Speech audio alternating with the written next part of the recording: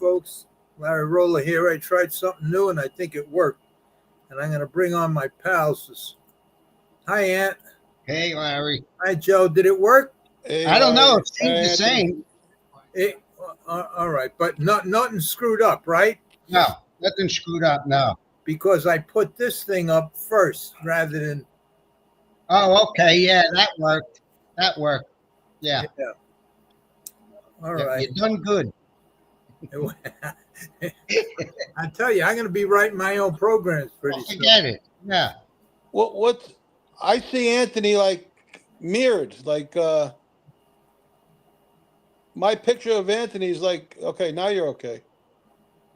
It was like mirrored with a long face. Yeah. Okay, so You know what I'm talking about? We'll do it this way. This way is better, right? Yeah, please. I'm ugly enough. All right, this way is good, right?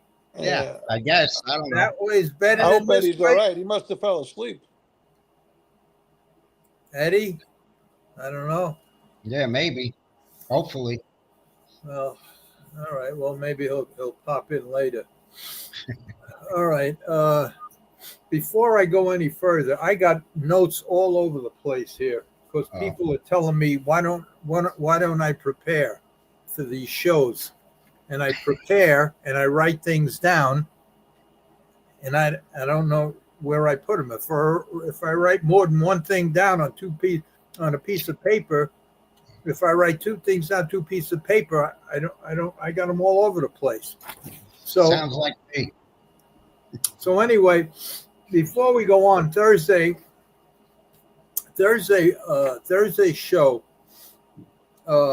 Freddie and Michael are going to come on with me on this Thursday, and we'll talk in depth about Saturday's $5 million Kentucky Derby, and he's going to have two guests, the Chicago horse players. One's a veteran guy, Bob Heinz, and the kid, Brad Carpenter. And these guys are supposed to be great handicappers, I imagine. They're friends of Michael. And we're also going to be talking about the $1.5 million Kentucky Oaks. And they'll talk about who's in it, handicapping, wagering strategies, and that whole bit. It's going to be a good show.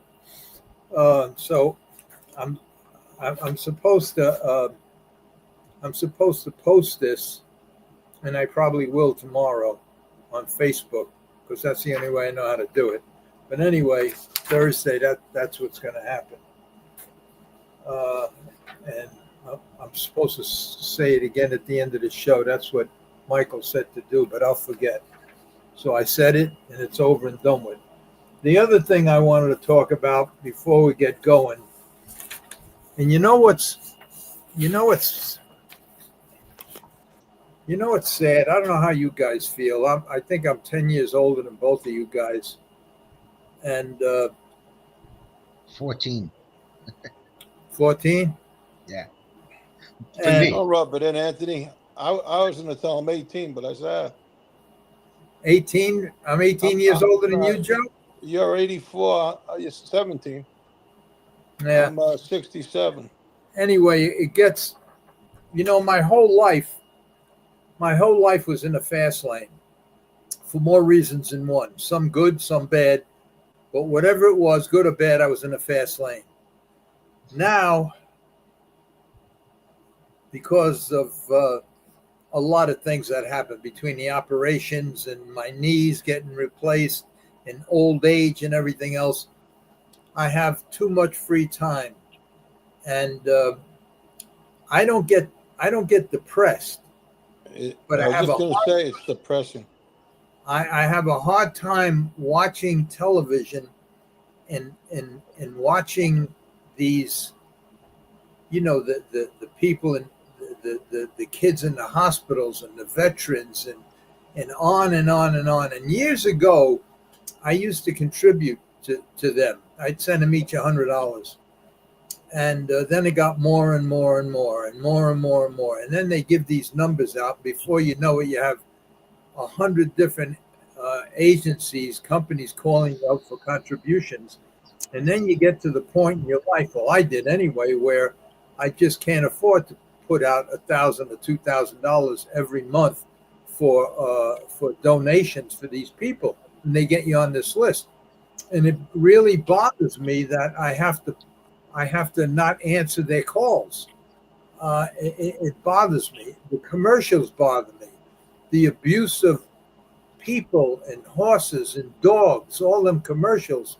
Yeah. It's really getting to me. It never got to me before, and I was thinking about that today only because I was so wrapped up in my life. I didn't, when it was bad, it was real bad, and you don't have time to think about nothing else but staying alive and doing what you have to do. And when it's good and you're young, it's all about music and girls and having a good time, and you don't even think about this stuff, and you're never home to watch these kind of commercials. And today they have this 24-hour news cycles almost on every channel where you can't miss it. And it bothers me. It bothers me more than I ever thought it will. When this girl died 2 weeks ago. God, Susie, I couldn't believe it. She was one of the girls. She was one of the people. Remember when I told you I had that problem with the cancer? My stomach. Right. Well, everybody, 3 of my friends went for colonoscopies, and she was one of them. She's dead. They found a mass in her. She never knew it.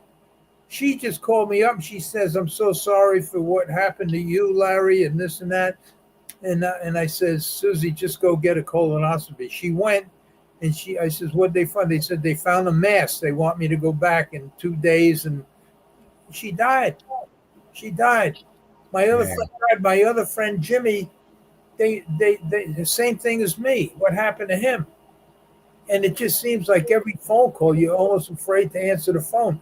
And then I'm going on Facebook, and I can't live in a bubble, so you have to, you kind of, but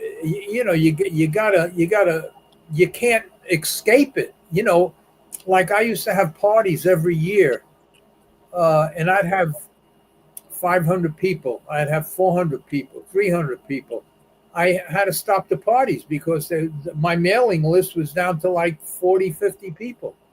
It just, and every phone call is not my husband just died. Everybody, and then just the other day I heard about, and that's what I want to talk a little bit about. Frank Yanati. Yeah, Frank Yanati. What a good guy. What a good guy he was. What a good kid. He was. He really was. And when I was doing my thing, I approached him, and in a really nice, classy way, he says, "Larry, just leave me alone." And I know that he was in bad shape. Now, let me tell you a little bit about Frank Yanati. The last time I spoke with him, because I've been out of the game and I haven't been, the last time I spoke with him was when he read my book, and he wrote a review in the book for the book. And he said in the review, he says, he gave me 4 stars. And he wrote, "I have known Larry for 40 years, and no matter what he does, you can never hate him. This book is typical Larry Rolla and a great read." He called me up to tell me that he really enjoyed the book and everything, and that to read the review that he put in it. That was the last time I spoke to him. Wow. It's and the other day I was sitting thinking, and we had Michael LaChance on, we had Billy O'Donnell on, we had all the greats on, and that's great. And they're all good friends, and they're all extremely talented and deserve everything that they have because they earned it. And they earned it in a game that's extremely dangerous. And you can only be a part of that game if you're extremely talented. So good for them. But everything I just said about them guys, there's also a handful of guys at every racetrack that are just as talented as them guys and never given the chance. And and the what they go through, and I went and looked for a couple of things that I had about Frank. And this is Frank in the years that I raced with him. That's what he looked like. And he got his license back in the early 60s and never left Monticello. So for like 60, 70 years, he raced at Monticello in this bullshit. Stuff like that and going through and never was always at the barn, worked his ass off. And in all them years, and he started in the early 60s until just, they told me 5-6 days ago, a couple of days before he died, he was in the race office. He worked every single day, was there every day. Wow. And in the 60 some odd years that he was in the business up there in this kind of weather and handle everything. And that's how it was. That's just how it was.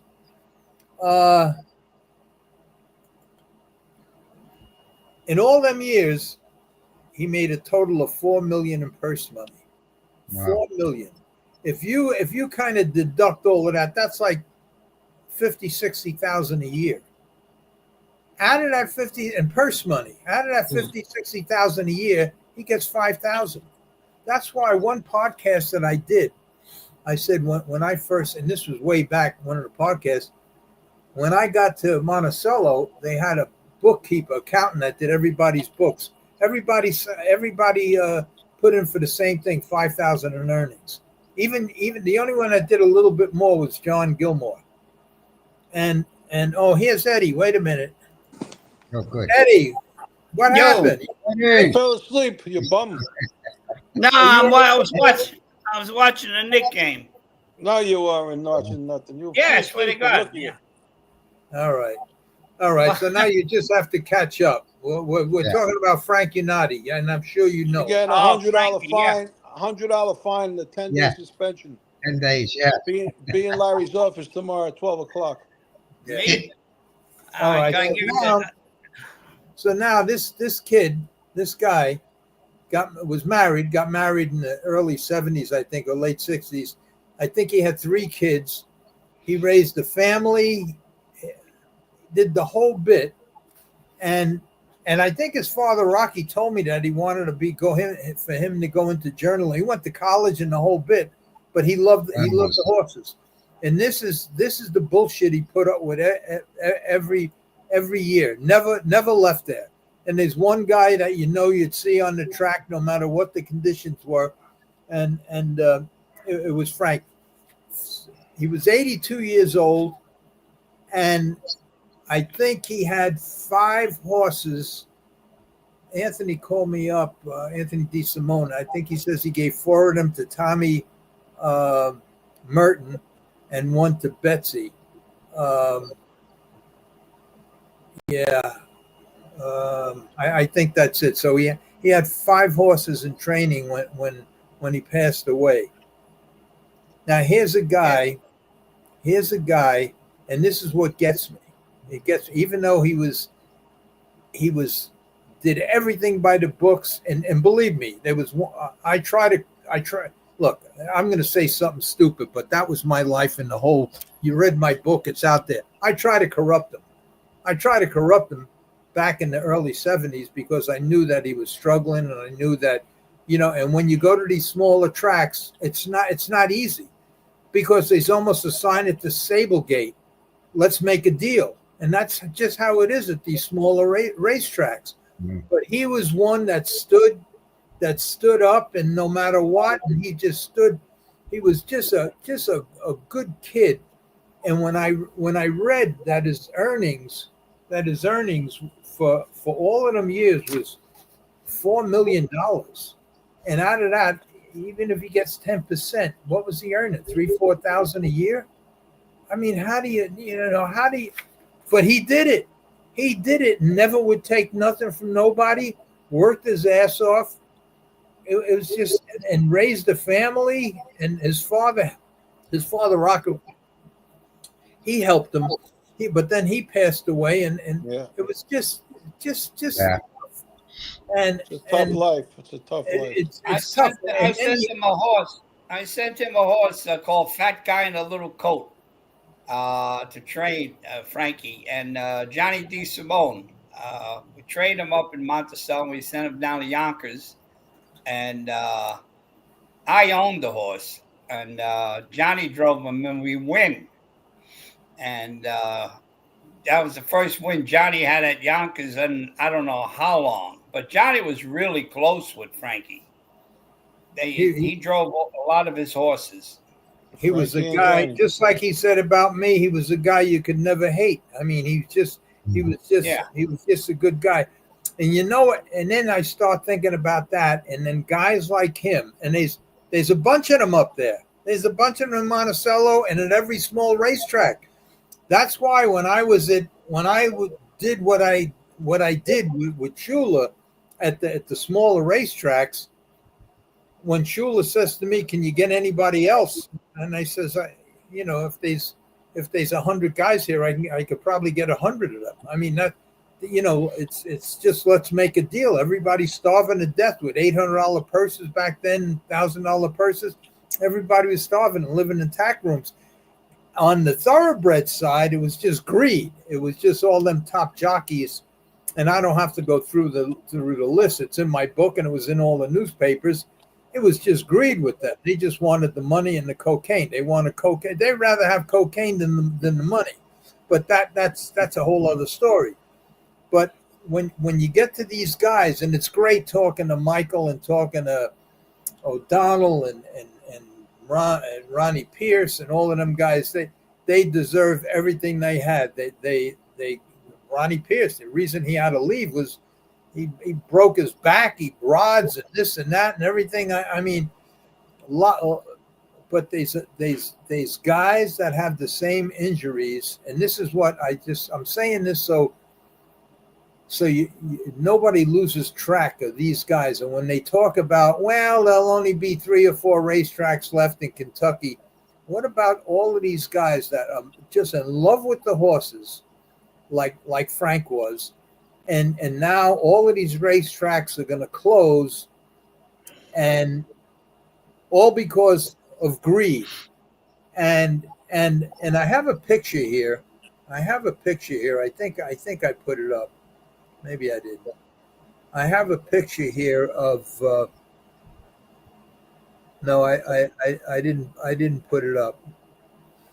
Oh yeah, here it is. No, I didn't put it up. But I keep going back to the same thing.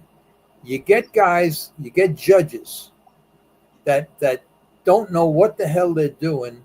And they will call up because you let a guy in a hole or something, which has nothing to do with letting him in a hole because of cheating. It has to do with strategy or whatever. But and they just hand out these fines, $100, $200 for guys that are working their ass off every day to try to make a living. And I remember what Bobby Ches says, and I printed it out. Bobby Ches was. He was naturally a 3-time world champion fighter.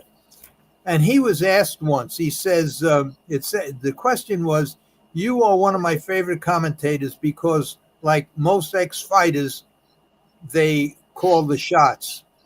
You are very honest. Would you like to see more fighters behind the microphone?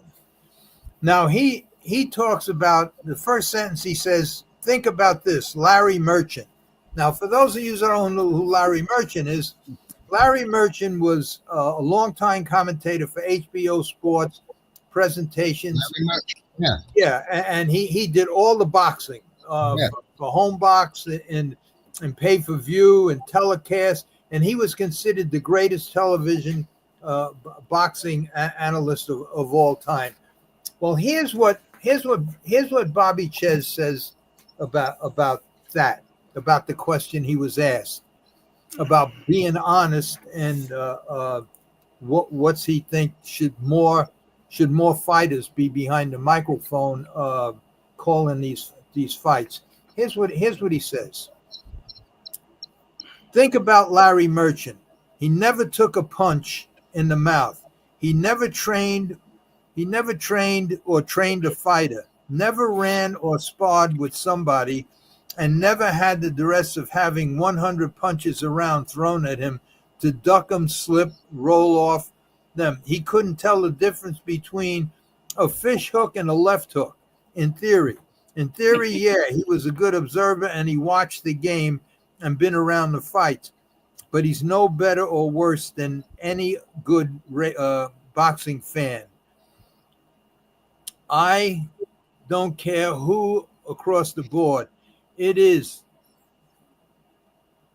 Just watch football. You see Lawrence Taylor and Howie Long. They play telling you what's going on, because if you haven't played the game, you don't know the skills it takes to do the things and the strength and training it takes and the knowledge of what it's all about.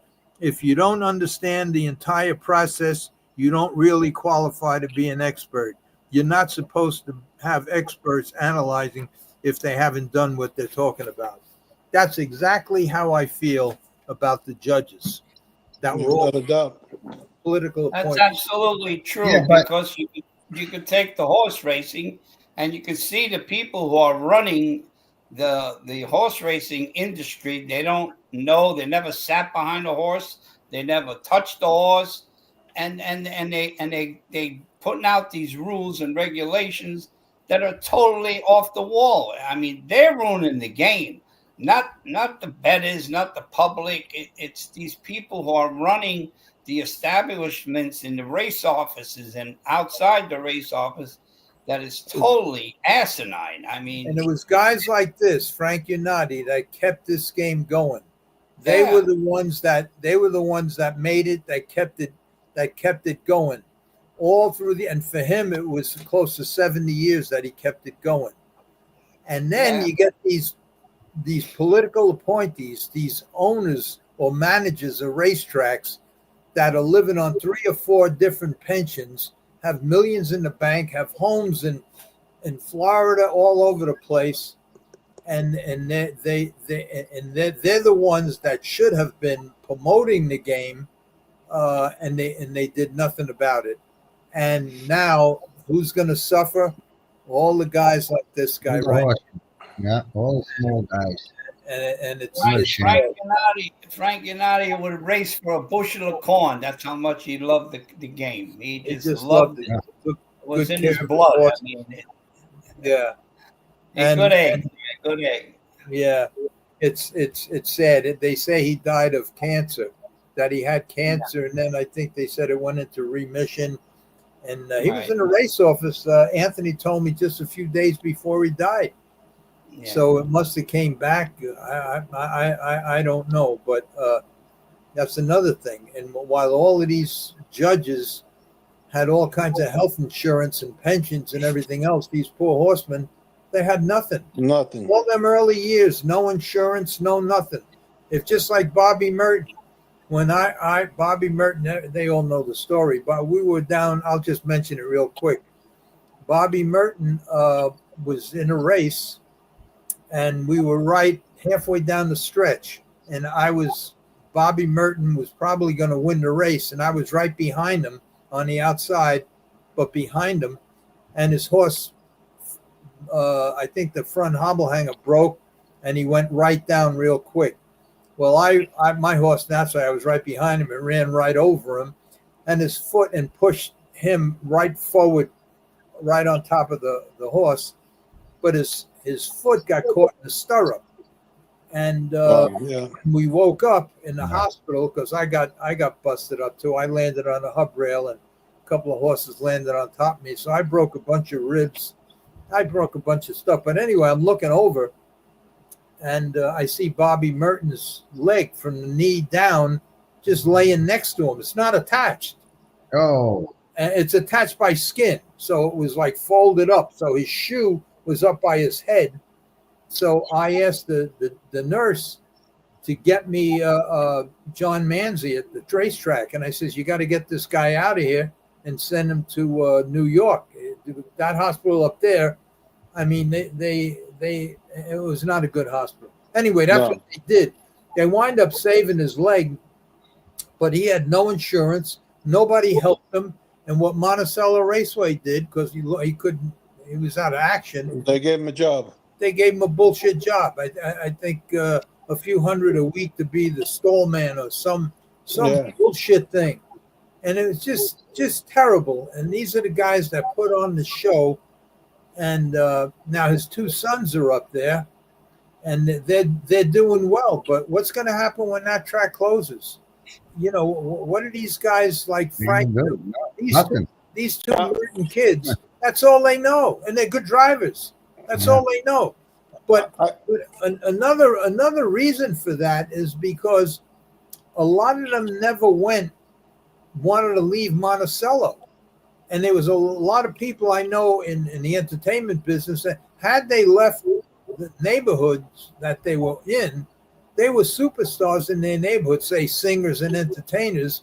And when they had shots to go to Vegas and stuff, they didn't want to leave the home. So they always, and the wise guys wouldn't let them leave because the wise guys owned all the nightclubs. And they says, you're not leaving, you're staying here. We're going to take good care of you and everything else. Then the wise guys went to jail. All the agents stopped calling. And these guys, the ones I'm talking about are all dead now. And they died penniless, where they could have been, I could name 3 or 4 that were just as good as Tony Bennett and I don't want to mention any names, but they were just great, but never got the opportunity, and it was because they didn't want to leave. And Frank, and there's a lot of guys up there that for some reason don't want to leave, whether it's they're married and they can't relocate, they don't have enough money. And anyway, well, they might not have the horses to leave, you know. Yeah, they don't have. Yeah, right. Because when you're up there, if you have what's considered a 10,000 or 20,000 claimer at Monticello, at the Meadowlands, that's an open pacer at Monticello. So you know, you really don't have. It's just a tough game. It gets me, and we all been through this. We've all been through it for years and years and years and years. Yeah. I remember it like it was yesterday. And there's no such thing as, all right, we'll leave Mint today. There's no such thing, because that overnight don't just go away. You know, and don't be surprised if that's April. That might be in April, that picture there. Yeah, exactly. Yeah, up there, yeah. And then you live through these kind of things here, these wrecks that I'm sure Frank was in a few of them. It's just sad. It's just sad. And these are the things that bother me now. I have too much time to think about this stuff. I hear Cal Expo is closing now. Yeah, they're closed. It's all going to close. Well, I think Freddie Hudson's right. In 2 or 3 years, every racetrack around here is going to be closed. And if you don't have the stock and the wherewithal to move to Kentucky, you just might as well start looking for another job. I'm anxious to see. I'm dying to go down to Florida. There's a couple of people I have to visit down there. But while I'm down there, I was invited by Eric Cherry to have dinner at his house. His wife is beautiful, beautiful girl. And Estelle Cherry? No, I think her name is Lisa. And his new wife. Oh, new wife. She's a beauty and supposed to be a real good cook. So Eric says when I'm down there to come over and she'll make me a meal. And I'm anxious to see what he's going to do, because I think last time I spoke with him was a couple of years back, he said he sold over 800. I might have these numbers wrong, but $800,000 worth of yearlings or something, or I don't know, but I know that he's in that business pretty good. And what's he going to do when these racetracks are all gone away? I don't know. Anyway, Anthony, I know that you sent me 3 more races that I wanted we'll figure it out, but I haven't gotten the chance. I only have one guy that could do that switch for me, and that's Tom. and I never had. He don't, he's working in the day, and so we just have to wait it out. Yeah. He had how them horses that you had in. I know I got a couple of phone calls saying that they finished third or fourth or fifth or something. Yeah. They didn't race. I got one horse raced okay. I had Lascano ride him first time he rode her, and boy, he just checked her, and he had her in a bad spot, and well, he finished a good fourth, and the other one, she was running in really bad, and she got a bad hock, so I have to do some work on her. But she finished fifth. But they picked up 2 door prizes. I call them, checks. But I got some horses coming up. This 2-year-old's really progressing very nice, So, and I got this Into Mischief colt that they paid a lot of money for him as a yearling, and I claimed him off of Pletcher, and I'm waiting to run him on the grass, and first time grass, and that'll be, I think, on the 11th. And the other one, Billy Mott's, the horse that I claimed, he's going to run on the same day on the 11th. So I'm picking up little checks here and there. Joe, I just wanted to ask you a question. Joe, all the years you were at Yonkers and Roosevelt, did you ever get a pension? Yeah. I had a fight like Helford. You fought? I had a fight. I was almost 30 years. I didn't get nothing from Yonkers or This Roosevelt. is what happened. I had more starts than anybody in the history of Yonkers Raceway. Yeah. And I paid the money every month, but they always send you a newsletter every month. They collected your money and they sent you a newsletter. Not once in 35 years did they ever say you have to be incorporated. Yes, that's what happened to me. For over 30 years, I was incorporated.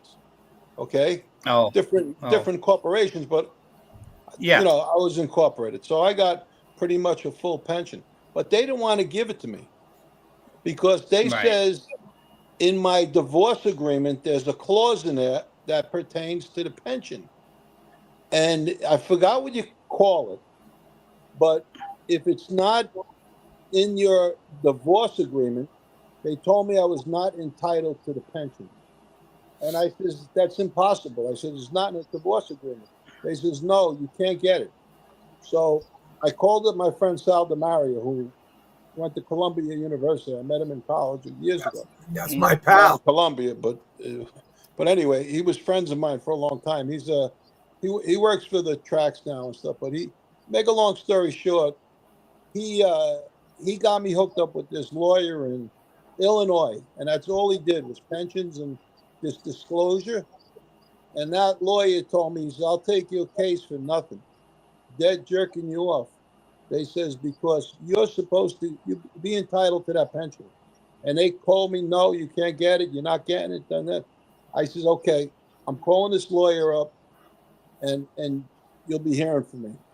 The next thing I know, I called my friend Sal DeMario up, and he said, let me call the lawyer. So he called the lawyer, and the guy said, you're 100% entitled.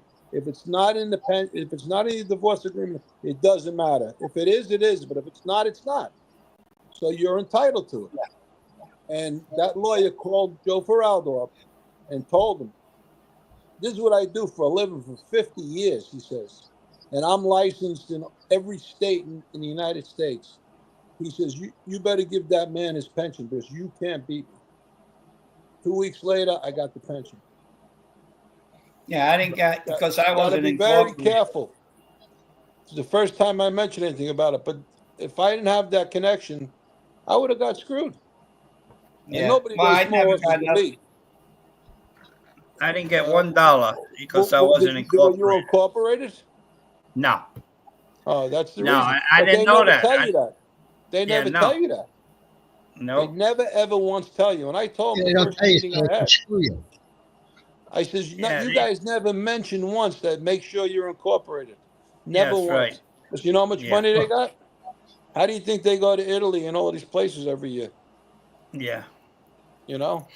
No, yeah, that's the truth.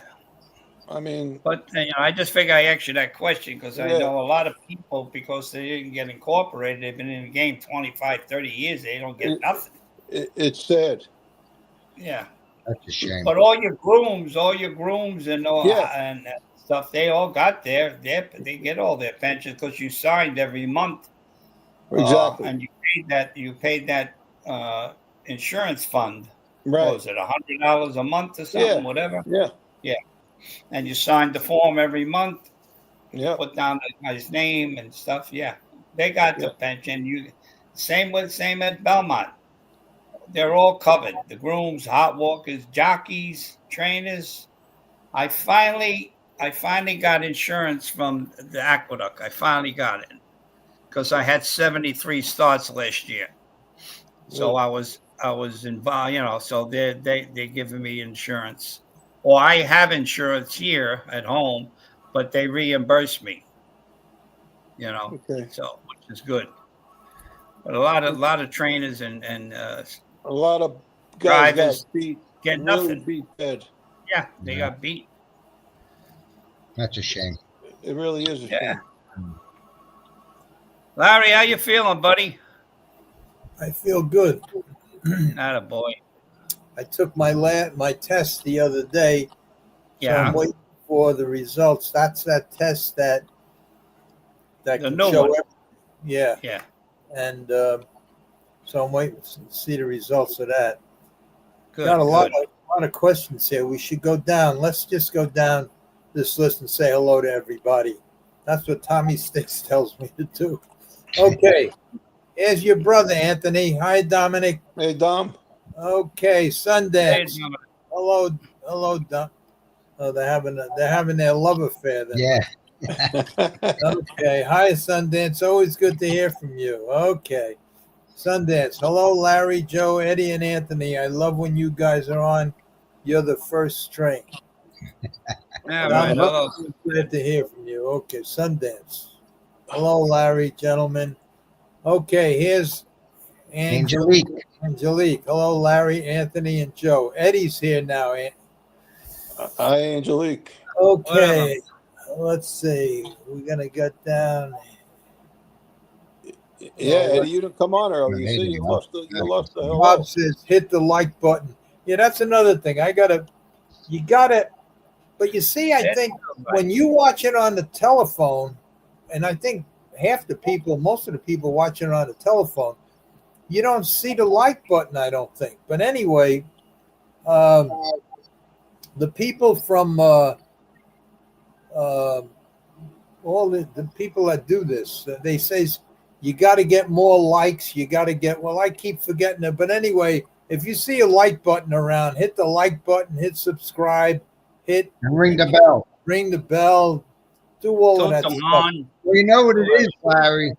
If you're watching it on TV, you can't do it. You have to watch it on your computer to be able to do it.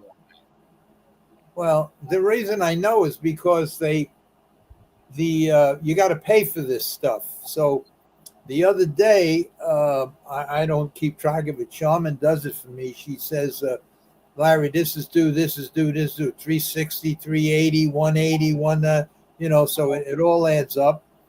And when I gave them the credit card number,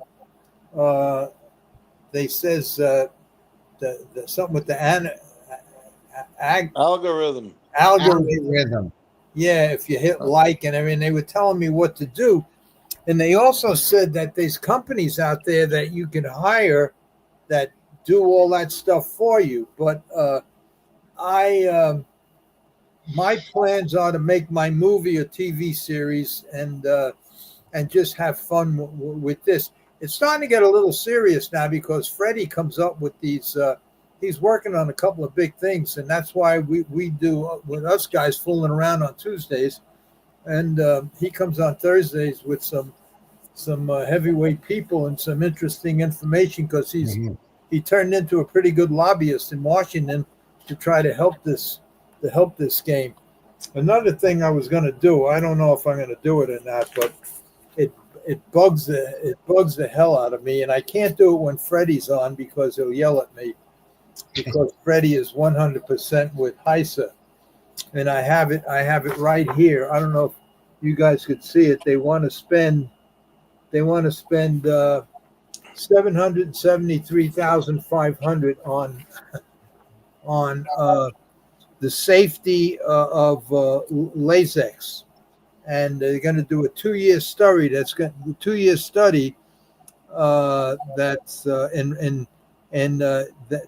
2-year study is going to help a long way toward writing new rules for use of latex. So what I did was,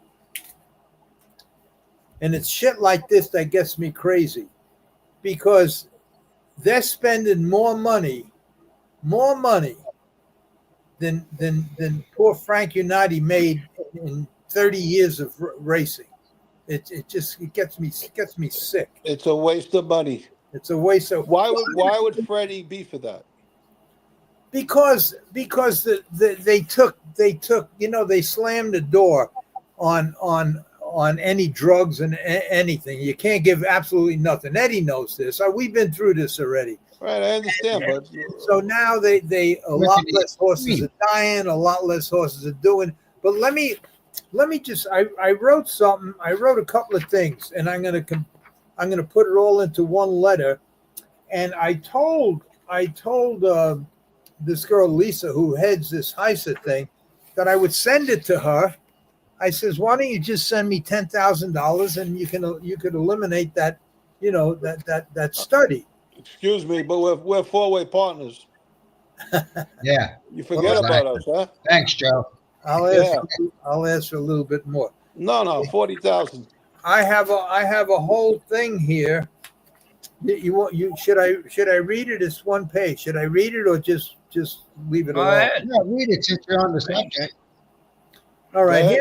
Here's what I wrote. This is, and it's all over the place, but you'll get the idea, because I was just writing notes down, and I didn't go into what I did, like how do I know this? I didn't go into I know it because I went through this. I had horses that were massive bleeders, and after I found out what I'm writing you about, I bought horses that, because in harness racing, if you bleed 3 times in a row, you're barred for life. So I would buy horses that bled 2 times, and Me too. I did the same thing. Yeah, 30,000-40,000 claim you get for $5,000-$10,000 because they couldn't stop the bleeding. If he bleeds again, he's a riding horse, So let me show you a couple of the bullet points I wrote, and this is what I would send her, and I'm going to put it out there. Yeah, I'm going to read it and I'm going to put it out there, because if after their 2-year study, I want to see what they come up with. But here's what I've learned. Here's what I didn't just learn this, I did it. All right, here goes. Our sweat, meaning us, our sweat is high in protein and low in electrolytes. Horses' sweat is the opposite, low in protein and very high in electrolytes. So hydration and dehydration is a serious concern in racehorses. On average, a racehorse will lose approximately 20 to 25 pounds of water during a race. That's 3 gallons. Latex, horses will pee out 20 to 30 pounds of urine. That's 3 to 4 gallons.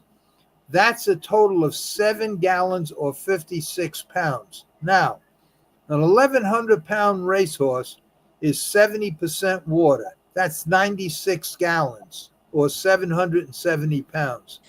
10% of water loss is life-threatening. That's 9 gallons or 70 pounds. That's life-threatening. All your organs start to malfunction and not operate, okay? Now, a horse's stomach holds approximately 4 gallons of water. So right after a race, the most that you can replace is less than half of that. The horse, just for that one reason alone, forget about anything else, they need more help after a race. Okay, now, this might be a little I may say the same thing 2 or 3 times, but I'll just read it and just get it out there. A horse's body is 70% water, which contains different essential minerals, including calcium, magnesium, sodium, fluoride, potassium, iron, and zinc for all proper bodily functions. A horse can lose nearly all of its fat and more than half of its protein content and survive. But the loss of just 1/10 of its body water, which is 70 pounds, can result in serious consequences. A horse given Lasix before a race loses approximately 30 pounds of fluid, which is 5% of the total, and in effect reduces blood volume, thickens the blood, hindering circulation, causing the heart to beat faster. Another 35 pounds of fluid, which on average is what a horse loses during a race, brings the total fluid loss to 10%. The racehorse standing body temperature is right around 100 degrees. During a race, sweating is the primary means by which a horse cools himself off. During a 1-mile race, horse's temperature climbs to approximately 102 degrees.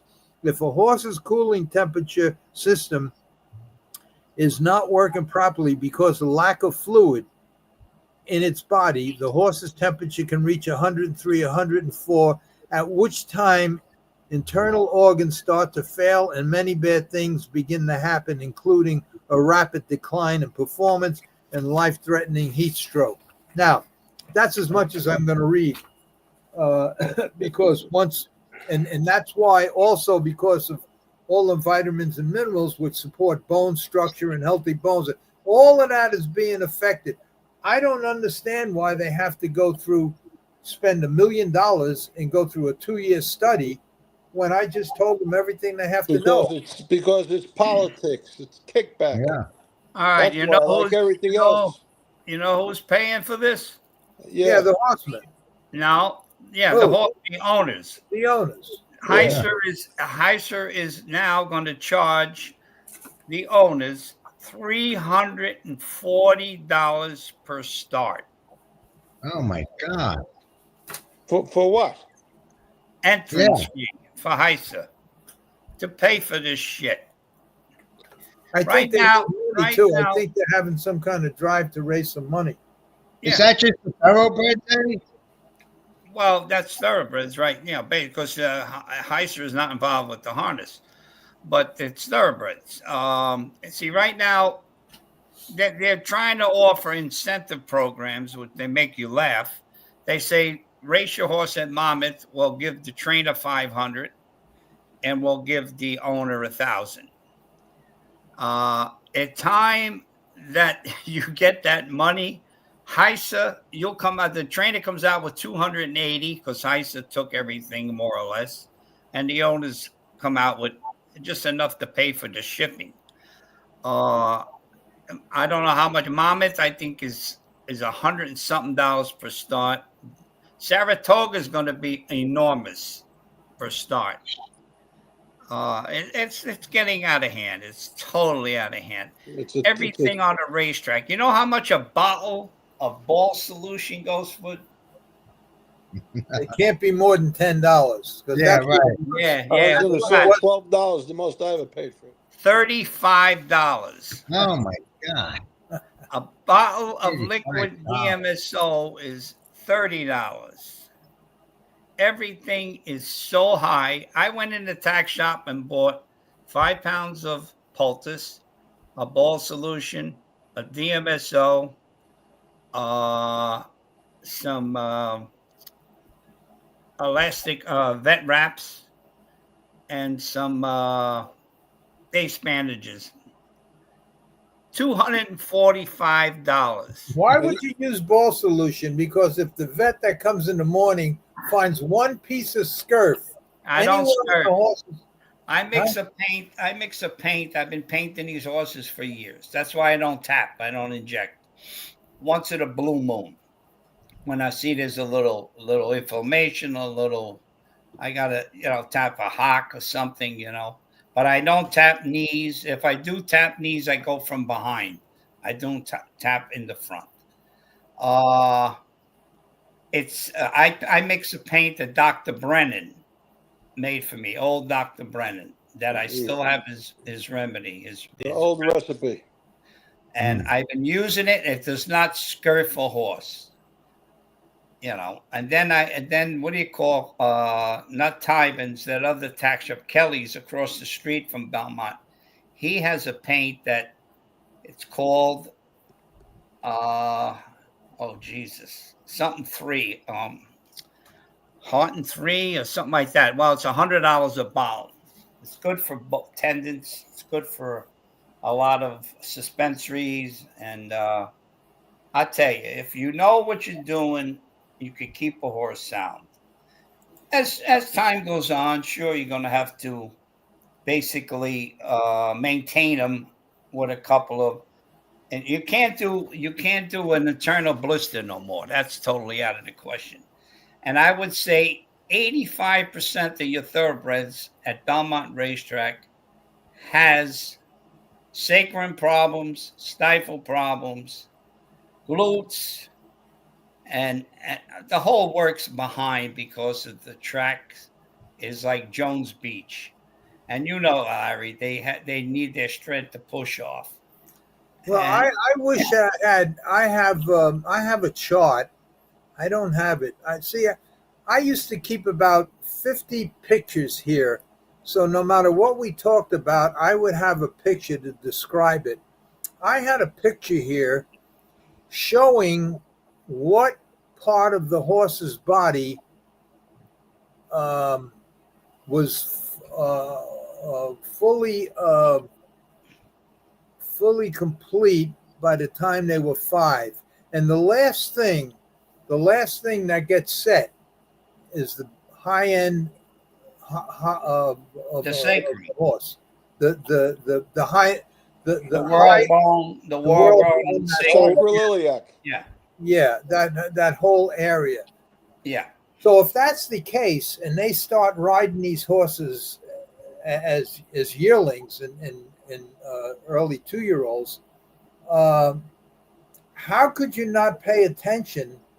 How could you not pay attention to the whole back end, which structurally it's not even half formed yet, and that goes from the joints. And there's many joints. There's a patella joint, a stifle joint. You go on and on and on and on and on. They're not fully formed yet. The muscles are not there yet, and everything else. Now, could that be the reason why? So everybody blames buck shins on, well, a horse lands 60-70% on the front end when they're going. That's why the shins buck. Maybe their shins are bucking because their back end is so weak and they're bouncing right off their back end. They're protecting their ass end. Yeah, so it go, but who? You're right. They standardbred. I saw Joe Aquilino's barn. They asked the vet to come in, and the jockey come in and says, "Oh, he's a little funny behind." So he had the vet come in and inject him with iodine.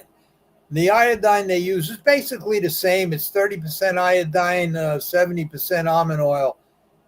But what the standardbred vets do is they inject like 2 cc's in about 20 different spots all around the whole world bone area down into the stifle. Yeah, we used to use McKay's. They just put 2 spots, 20 cc's in each spot, and that's it. I just don't understand it, but it's tough to be an authority when and talk about what to do and what not to do when you don't have the diplomas. You know what I mean? I don't have any diplomas. I don't have anything. No. And but you got the experience, which is better than the diploma. You got more than diplomas. I was told I try to undermine a vet one day, and he says to me, "How could you even say that? You don't have a degree." I think, go fuck yourself in plain English. You're just ridiculous. I don't have a degree. What, I got to go to Harvard? Yeah. Jesus Christ. You got to go to Harvard to get common sense. A lot of these veterinarians now on the racetrack are Lasix vets, cat and dog hospital vets, and they all became, Horse specialists, they're you know, equine athletic vets. Let's answer this guy's question because I'm not sure I understand it. My first question is from Eric. He writes in every time we go on. My first question is do racetracks follow what casinos do and allow compulsive gamblers to be self-banned? If not, you guys think that's a good idea. Now, what does that mean? Follow what casinos do and allow compulsive gamblers to be self-banned. What does that mean? Self-banned, that's taking yourself out. I think that could be voluntary. Yeah. In other words, voluntarily you're barring yourself to come in. Well, what gambler? What degenerate does that? No, Yeah. I don't know any degenerate gamblers that ban themselves. No. And of course, it would be a good idea because they're banning themselves. Well, if you can ban yourself, you're not a degenerate. You're not a compulsive No. gambler. Right. no, you're not.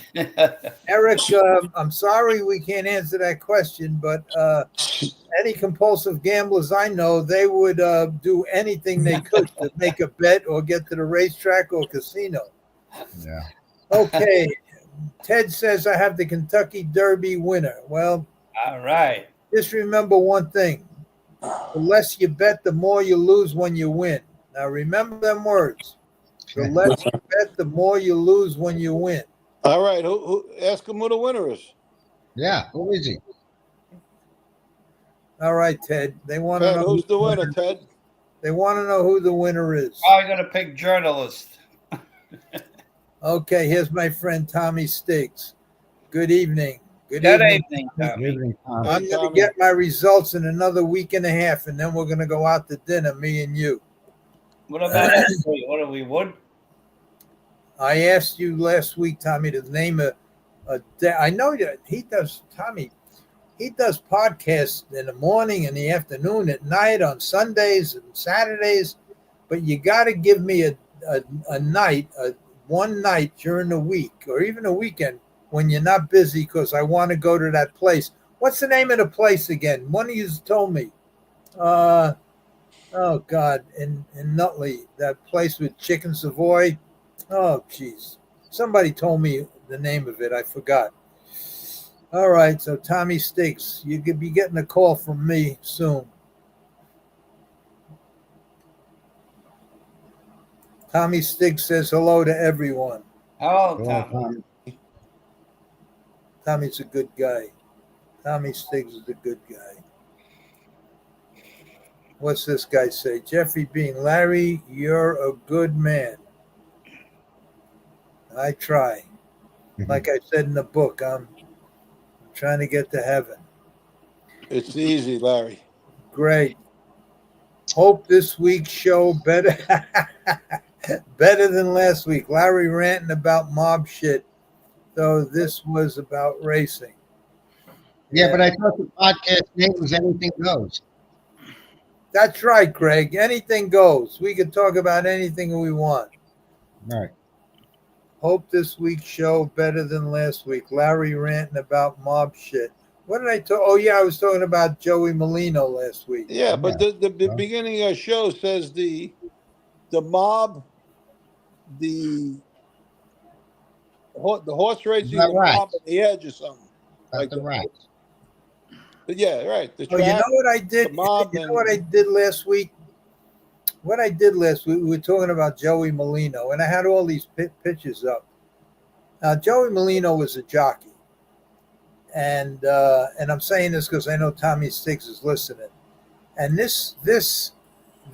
Oh wait, let me get rid of. I got to get rid of this other thing first. Hold it. Wait a minute. Okay, I got to get rid of that. And then I can go to, these are a lot of moves I'm making here, guys. Yeah, Right. we're seeing that. You're Slow down removable. your speed and your speed. This guy here, Tony Vega, I'm almost positive was Joey's roommate when they were young and when they were jockeys. And Tony used to come to Florida when I was at Hialeah Park. And we were talking about Joey Molino long before he had a podcast. And there's a lot of things that, there's a lot of stories about Joey Molino that are very, very interesting stories. So there's a lot I know about Joey that a lot of people don't know. And this guy, by the way, was a great jockey. He wound up dying a few years back. I think he had cancer. But he used to show up at the barn all the time. We put him on some horses. We give him a bunch of money, ride the horses. He was a good guy. And the other thing I said, and somebody yelled at me. It might have been Joey that says, remember, and you guys might remember this when they says Joey never took a plea deal. Well, here, Molino entered into a plea deal with federal prosecutors on April 27th. Now, that was probably, I don't know anything about this, but so who knows? What year was that? That he was. Hey, look, I don't want to get into it. No, but I mean, it says February 20th. When? April 27. What year? When he was in all that trouble. I don't know what year it was, but he was involved. They tried to get him for murder and everything else. They were really trying to nail him, and they threw the book at him in every way. I mean, if he spit at the sidewalk and jaywalked, they'd have to offend, but it only, sometimes when like this thing says here, and this is a clipping, it says Molino entered into a plea deal with prosecutors on April 27th to avoid a retrial. Now, was the retrial for, what was it for? I don't know, but maybe I said that because I read that. I don't know. I don't remember. So, but I shouldn't say anything negative. Look, everybody got their own thing going for them, and I don't want to screw nothing up for Joey. I hope he makes $1 zillion. That's Joey when he was a jockey. Look at that. He must have weighed 105 pounds. Mm. And I'm going to tell you something. Not only was he gutsy enough to do the time, but he was also gutsy enough to ride these horses. Anyway, okay. Look at this picture I found. I was going through the picture. Larry. You know who that is? You know who that is? Yeah. Aura, Helen. Manzi, John Manzi. Yeah, that's Manzi. me with the sunglasses on the bottom. Yeah. Gray shirt. Sitting next to me on my left is Steve Manzi. Mm-hmm. On the other side of me is the girl I was going out with at the time, Aura. Yeah. Behind me is John Manzi with his wife. Right. In the corner, standing behind Steve, is his brother, Tello Manzi. Cat Manzi. Yeah. Yeah. I used to have about 50 pictures here where we could go down. See, this article here, you guys can't read it, but someday I'm gonna get into that, where I won't get into it now. But I took a lot of the pictures. I took a lot of the pictures down because there was just too many, and I had to scroll all the way down, start looking for stuff, and they're so small. Anyway, let's get to some of these. Oh God, I forgot. Oh jeez, I keep forgetting to take these things off. Okay, we'll go to some of these comments. All right, let's see. Eddie, don't say if a horse of yours is going to hit the board, because when they do, you don't get a thank you or attaboy, and when they don't, people say you're a bum trainer. Well, he has a point there. Everybody likes a winner, but that's right. I don't look for pats on the backs. I don't look for gratis. Yeah. This is a game of win or lose, and hey, sometimes it happens, sometimes it don't. You just got to take what they say is so true. You're only as good as your last winner. You're only as good as Larry, with a good weight Larry, with a good weight for a harness driver to be when you race where most of the drivers are around the same weight? When I first started, Jeffrey, I started with Frank Safford and George Butterworth and McKinney Law. All these guys were well over 200 pounds, Yeah. 50 pounds. Sadowski. I mean, so George Oh, George. Sadowski, Maurice Pusey. Oh God, I can go. The only Eddie smaller Cobb. Eddie Cobb. Yeah, the only smaller ones were Houghton and Dancer and George Phelan, Schulte. Schulte. Those drivers were so big, you had to go 3 wide to get around them. No, but right now, all the equipment, meaning the race bikes, and they're right.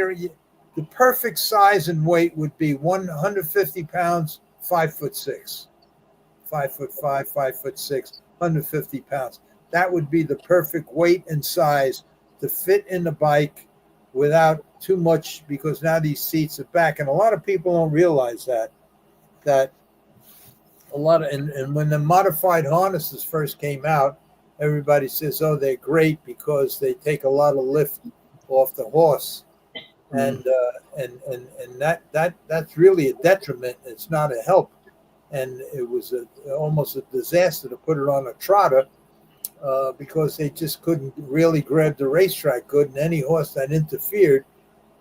And you would shoe a horse with the standardbreds to not only to grab the racetrack, but to stop interference, whether it be crossfiring or hitting their knees or shins or whatever. And when you put a bike should be adjusted on a horse without and that's why they don't have elastic girths. Because when you set a bike up for a horse and put the thimbles where they should be, or now the quick hitches where they should be, when you put that seat, adjust the seat wherever you want it, the stirrups wherever you want it, and then hold the shafts up to where they would hook to the quick hitch on the harness. And if the bike is basically balanced there, it's almost neutral, then that's the way it should be. If you put the seat all the way back, then it's going to force up like that. When it goes up in the air like that, that means you're lifting, you're taking a certain amount of pressure off the horse, which if it's not too much, it's okay. But sometimes it causes slipping and sliding. And it makes a difference with a trotter. Yeah. Okay, let's see here. Eddie. Okay, we read that one already. Too bad all racetracks don't have dorms like Naira does for the grooms and hot walkers. Without them, there would be no racing. Whenever I visit a barn, I know my horse is well taken care of. Well, I think all racetracks do have tack rooms for the grooms. Nowadays, in the last 30, 40 years, they had real nice ones. When I first started, it was a tack room with a dirt floor, and that's where, and that was it. Except for Yonkers, they had all cinder block rooms. Yeah. Roosevelt built the first modern one. You remember? Yeah. Right off. As soon as you come off the Parkway. Yeah. I used to be in a tack room with Mario Marcellini, Viniora Gemma, and me. Yeah, but you were in a barn, actually in the barn. I was in barn Double L, Coco's barn. Yeah. Anthony, they had a video today on YouTube with a horse called Fire and Smoke winning at Monticello with you driving. Oh, they must have saw. That's from Edward Blues. Did you hear that, Anthony? Yeah, and I found out who those two drivers were in that race that were cutting the mile. Oh boy. Donofrio was cutting it. Bobby D. That guy, what was his name? Burkett, I think. Somebody I didn't know was the guy who didn't take the 2-hole. Mike Ross found that information out for me. He's a great guy, that guy. We talked about him today. What a great guy. I raced a race in Freehold that I was in there to drive another horse. A guy comes up to me and says, "Hey, could you drive my horse?" I says, "Yeah, sure." So I drive the horse, and it was a rainy day. The handholds were way back. I didn't even warm the horse up. I just got on her to drive her, and I really thought I was going to take people down. Couldn't control her. Couldn't wrap my hands around the lines. Nothing. Thank God, around the 3/4 pole, the rail opens up. I shoot up the rail, and I pay $143.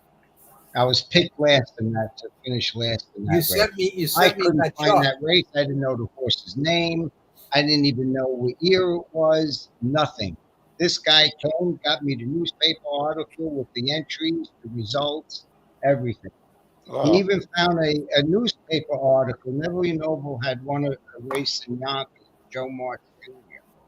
And he won it real easy, looped the field. That's one of the races I sent you, Larry. And there was a big article the next day in the newspaper about Joe Marsh and Neville Noble. I haven't seen that article until yesterday when he sent it. Never knew it even existed. So this guy can get anything. He's really good, really nice guy. Talked to him on the phone today, and it was a real pleasure getting to know him. And he'll help anybody out. He's a real good guy. Hey, Larry, guess who just texted me? Who's Tony that? Menino, Anthony Menino. Anthony Menino. Wow. You know Anthony Yeah. Menino, Jerry Glantz. I know. Anthony Menino. You What don't do you mean, remember? Jerry? What do you mean, Jerry Glantz? What are you talking about? They were friends. Jerry Glantz, Tony Menino. Yeah, he's on. I just saw a picture of him on Facebook with his family. He was Yeah, on. Tony. Yeah, Anthony. Yeah. I remember. Yeah, sure, I remember him. Yeah, Walter Case is riding in Plain Ridge. Yeah. $100,000 race on the first. Wow. Really? He got his license there. Yeah, he's riding there now. Good for him.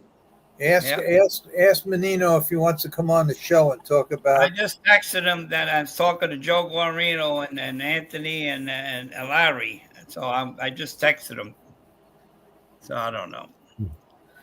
Okay, let's see. Anthony had. Okay, we got to get rid of that one. Okay, let's see. We should be saying hello to all of these people. Angelique, Cinnamon Girl. Why don't you just say hello to all the people? Yeah, Hello. everybody. Tommy Stiggs does that, and he goes right down the list. Oh, Cinnamon Girl, good evening, Angelique, good evening. I guess I should do it. Yeah, We you do. do your thing. That's all. Okay, that's Eric. That's it, Larry. That's exactly why they get banned, so they can't resist coming back. Research it. There are many testimonies, and they get the casino to ban them. What does that mean? Can you guys? That's exactly why they get banned, so they can't resist coming back. That's exactly why they can't, because they can't The resist. casinos banned the degenerate. So, in other words, what he's saying, I guess, is that they're addicted. They keep going back, and that's why they get banned. Yeah. Research it. There are many testimonies. Maybe they want to get banned, so this forces them where they can't gamble. No, but isn't that the same guy that asked about being self-banned? In other words, Yeah. yourself? Yeah. So Let's see. listen, how many nights do you leave the racetrack or gamble and say, I'm never gambling again, I swear to God, I'm never gambling again, and the next day you're looking for the Monday night game? I mean, How many times, and this happens, it's unbelievable, because I used to go to Vegas a lot, and almost every time I went, it's unbelievable. You tell this story, you think it happens once every 100 years. It happened every time I went there. You see a guy in an elevator going up to the 4th or 5th floor, and the guy goes, he says, here's 50,000. No matter what I say, don't give it back to me. And then the next thing you know, he's beating the shit out of her because you won't give him the money because he lost. Yeah, it's got a gun to your head. Give me that fucking money. Bum, bum, bum. Okay. Tommy, Larry, you have 3 of Tommy Sig's groupie ladies here. I know. I know. Tommy's. I got some people from Tommy's because he advertised my show. He told everybody to come here. In fact, the time I think I was on his show, he told everybody to come here, and I got some people from him. Yeah, I try to mention. I tell people all the time. He's a very, very interesting guy. And at 7 o'clock every morning, it's coffee with Tommy Stiggs on YouTube, and he's just and if you put a question up, he'll get to you, and he keeps going to the top, to the bottom, and everything else, and just a good guy, one of the good ones. Okay, yep, it's your channel. You can talk about anything you damn well please, Larry. Thanks, Cinnamon Girl. That's right. Whoever that was that says I'm talking about mob shit, talk about anything. Anything goes. Anything goes. That's it. That's right, Martha. I agree. Okay. Kelly. Hi, everyone. I don't know who that Kelly is. Hi, Kelly. I wonder if it's Kelly Jones. Hey, Kelly. I don't know. It'd be nice if it was Kelly Jones. Cinnamon Girl. Hello, Kelly. Angelique knows Kelly. Angelique. Okay, these women are scaring everyone away from the chat, Larry. Why? Kelly, No, Cinnamon Girl. Why did they say that? Hi, Angelique. Oh, they're introducing themselves to each other. Let's see. Hi, Martha. Kelly, good evening. Cinnamon Pat, why do you say that? Horses were always in my life. Wow, I don't know what that means. Okay. Something about the girls. Pat, these women are scaring everyone away from the chat. So she says, why did you say okay? No. Come on, I'm just playing with you. Okay. Yeah, they're loyal customers here. They're loyal fans, and they're very positive. I look forward. They're very positive people. I think they help the show. Hey, without them, we have no show. Hey, here's Francis. Great show. Do you remember Ken? I guess that's Iulo. Yeah. Yeah. Kenny Aiulo. He was 240 pounds. Yep. Was he? He's an attorney. He's the one that got Randy Perry $1 million for slipping, opening the barn door at the Meadowlands. Wow. Kenny Aiulo. Yeah, I remember Kenny. No, I'm wrong. It wasn't. It was Michael Deutsch. No, it was Kenny. But Kenny got a lot of people, a lot of money. He was really good. He was really good. One of them slip and fall guys, whatever you call them, lawyers. An ambulance chaser. Yeah, he was very, very, very good, and everybody went to him. But when Randy broke his ankle, he got $1 million. Michael Deutsch got him $1 million for that. Man. Okay. Let's see. Any questions? Any? See, we go down this thing. Eddie, why is Linda Rice winning so much? She never gets. Why? Oh, she never gets cold. Why is Linda Rice?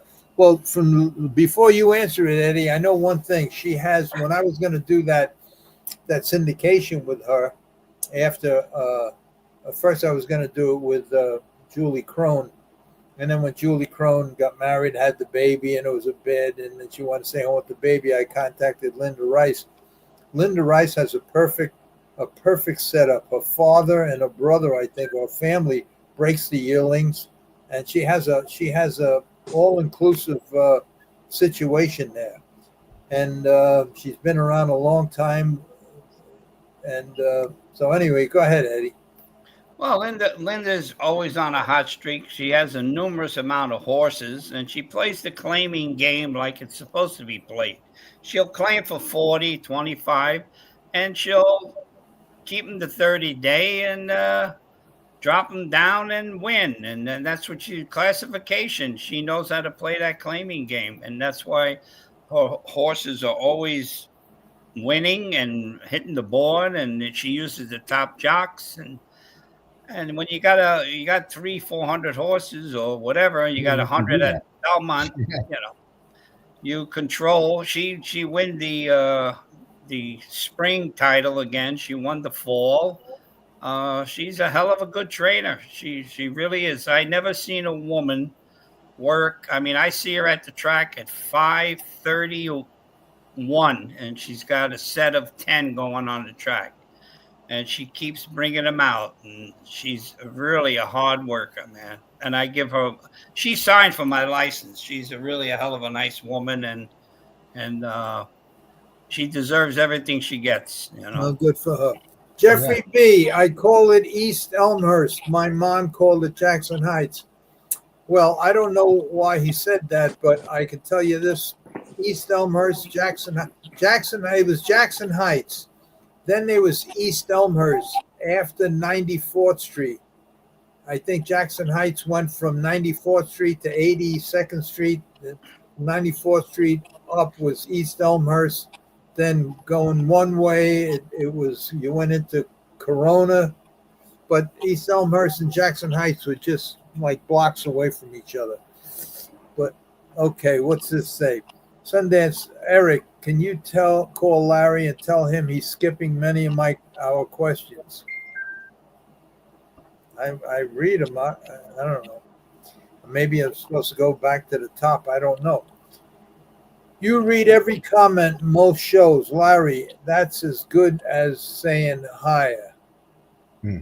There's two contradicting in a row. Yeah. Okay. I found this show because you mentioned him on your show, Larry. He's talking about Tommy. Yeah. Pat, when you were fixing Monticello's last race, did the favorites run out of the money every night? Did the try pay way less than it should have each night? Well, the handle at Monticello after the winter meet, that one meet, the reason I went to the Thoroughbreds was because the total handle for the nights were $200,000-$300,000.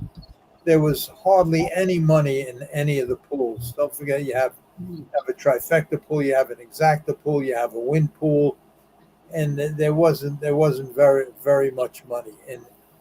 And you had to get the favorites out, and almost every time I was able to, in the event I couldn't get the favorites out for whatever reason, I would use them on top and try to get the second and third choice out. And all I was looking to do with them kind of races was maybe make $5,000, $6,000, $7,000 profit. There wasn't a lot of money to be made, and that's what I try to do. And sometimes, if I was able to get the favorite out and maybe the second choice out, I would not only use the trifecta, I'd be doing exactas, and it was tough. And then through the years they changed it. It was a superfecta, trifecta. It was different, and I really don't remember. I mean, we're talking about 50 years ago, but without getting the favorites out at a racetrack that handles no money, you have to get the favorites out, otherwise it becomes a losing proposition. And that was it. And then you had to hope that nobody said nothing, because I used to get each guy a ticket. And if they said too much, there was less money that they were going to get. So I would just say, $500 and a ticket. So anyway, okay, let's see. Here's Eric. Did you read my question about in the off season here at Woodbine, the pool grooms and hot walkers have nowhere to live and can be sleeping outside on benches of the casino? Well, I'm not aware of Woodbine. I was never there. I don't know, and shame on them if they don't have a groom's quarters. I can't believe a racetrack, especially nowadays, that don't have uh, groom's quarters. If they have a barn area, they almost have to have groom quarters. Yeah, So, you got one of the top trainers, Mark Cassis, that's stable up in Woodbine. They ain't got no quarters for them. Forget about it. You're crazy. I don't know where you got that from. well, Woodbine has no places for them to stay. no, I guess Eric got to know what he's talking about, I would imagine. Okay, Rice is winning for the same reason Staffy Joe is. It's not training, guys. Come on. These are 25,000 claimants. What could you say about that? I don't know what to say about that. I don't know. He just made it's a statement. It's not a question. Rice is winning for the same reason Staffy Joseph is. It's not training, guys. Come on. There are 2,500 claimers. 25,000. 25,000 claimers. We can have a whole discussion about that. Why, where, who, but who knows? Who knows? All I know is that I don't know because I'm not there. Jeffrey B. Larry, did you ever race for pink slips? And if so, did you win? I was just talking about this. I don't know with who. Maybe it was with Joe. We talked for about half hour the other day, and everybody says to me, not everybody, but a lot of people, many people say to me, "You've been in the business since the late 50s," and somebody told me this right at the Meadowlands racetrack. It was a girl trainer. I can't think of her name, and she asked me a couple of questions. I helped her out with a couple of the horses and everything else. And she says to me, she says, you really helped me with this horse. I could never get him to the races. And she was really saying nice things about me. And she says, but I never heard of you before. She says, and I looked you up and I think the USTA said I only won 500 something races in all my years. And she says, how do you, and I says to her, just what I said to you, Joe, I won the races I had to win. And I had to do what I had to do. And if you read my book, you would understand. And then I even told Joe that it happened 2 or 3 times with the same people. I bought Ralph Gigani. Ralph Gigani is the son of Ralph Gigani Sr., who's Vincent the Chin Gigante's the mob boy, his brother. and Ralph lived with me, and I got him his license to drive. And the last qualifying race that he had for his license, he needed one more drive, so I gave it to him. And it's a horse called Colonel Sir, I think, something like that. And Larry Kadish owned him, and he come back, and I told Ralphie, I says, Ralphie, look, this horse is, I don't want to hurt this horse, so don't abuse him out there. Just go around the racetrack, you do a good drive, and you'll get your license. He needed one more drive, so he come back after the race, and he says, I love this horse. I want to buy him.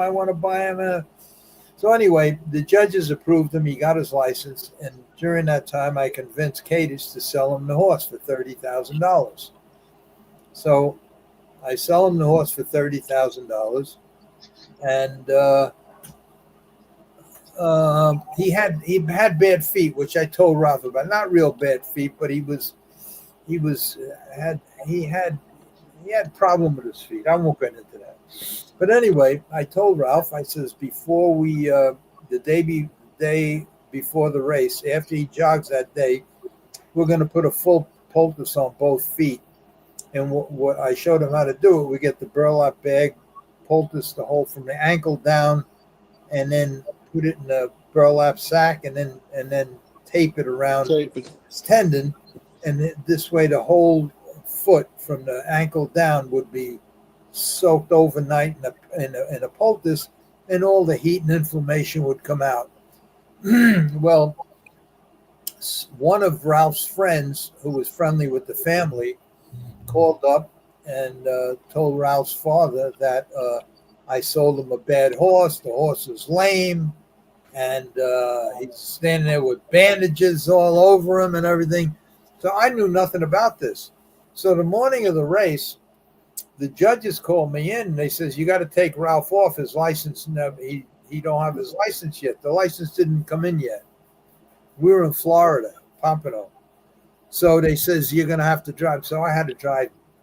So we're there in the morning, and a limousine pulls up.